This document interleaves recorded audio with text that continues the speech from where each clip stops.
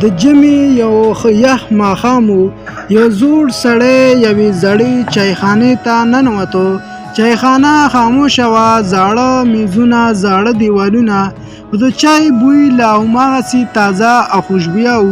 سپین ږیري هلک ته چې چای به یې تیاراوه وویل: زویه، یو پیاله چای راکړه، خو داسې چای چې پکې د عمر تجربې، د زړه دردونه او د خلکو مینه وي. هلک وخندل، ویل: بابا جانه، چای خو چای وي، خو په هغې کې دا هر څه له کومه شو.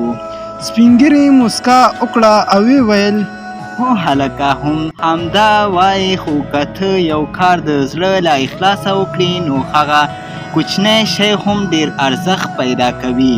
چای هم کله د مینې جوړې شي پارکي لري. هلک دا ځل چای په پاک نیت او خوشحاله زړه سره تیار کړو. پیاله یې بابا ته ورکړه.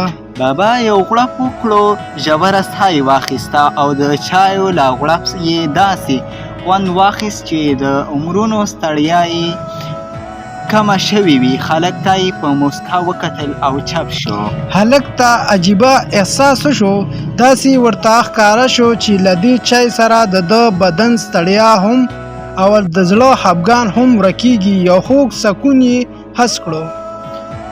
ویې ویل: بابا جانه، دا پیاله چای لکه ډېر خاص و. بابا وویل: زویه، تا ته دا چای دا ځل یوازې په لاس نه بلکې د زړه نه جوړ کړی. په ژوند کې خلک ډېر شیان درد کوي، خو هغه څه چې د زړه نه راشي هغه تل په زړه پاتې کېږي. هلک چوپ شو. اوس ورته چای جوړول یوازې کاروبار نه و، بلکې یو احساس، یو احترام او یو سکون و. همدا وجه ده د ډېرو هغه کسانو د لاسه خواړه هېڅ خوند نه لري چې د زړونو نه یې پاک نه وي او یا هم یو کار د زړه له تله نه کوي.